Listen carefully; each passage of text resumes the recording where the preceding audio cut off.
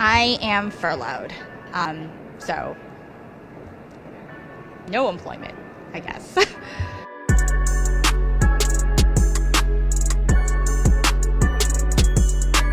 Many of those people that won't be receiving a paycheck, many of those people agree 100% with what I'm doing. It negatively impacts my family financially. I think the people of the country think I'm right. There's no good reason for this to be happening. A lot of them agree with what I'm doing. It's time to end the shutdown. It's way overdue. People that are on the receiving end will make adjustments. They always do. We're doing our best and eating as miserly and doing as little as possible right now in order to hold on as long as we can. Can I pay bills immediately? I haven't been able to see my therapist because it's unaffordable right now. Is there going to be a job for me when I come back? Medical bills, they've got food, basic needs that are normally taken care of by our paycheck. I know a number of people who are looking for other things, people who are driving Uber or Lyft to make ends meet. Had folks from the administration say that federal workers don't live paycheck to paycheck. Republican Representative Scott Perry of Pennsylvania, when asked by Politico reporter Sarah Ferris about federal employees living paycheck to paycheck, answered by asking, who's living that they're not going to make it to the next paycheck? We heard the economic advisors say that this is going to be like a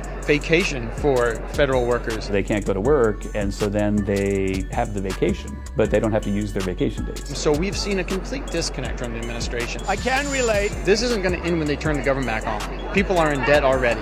All of us have very significant jobs. I work at the Equal Employment Opportunity Commission as a policy advisor. Mission systems engineer at NASA Goddard Space Flight Center. Interpretive media ranger for the National Park Service. Designer at Smithsonian Museum of American History. Researcher at the Professional Technical Engineers Union. They're not jobs that should be toyed with. They're not jobs that should be ignored. My work feels devalued in the process of it not being important enough to continue while senators continue to work. I oversee the implementation of Section 501 of the Rehab Act, which is to ensure the government's a model employer for people with disabilities. Part of why I got into this work is because I'm a person with a psychiatric disability. Not having anything to wake up for in the morning, not having my routine, not feeling productive has actually made me feel more depressed. The people who actually do the work, the workers who enact and implement the legislations that are being passed, are not able to do their job.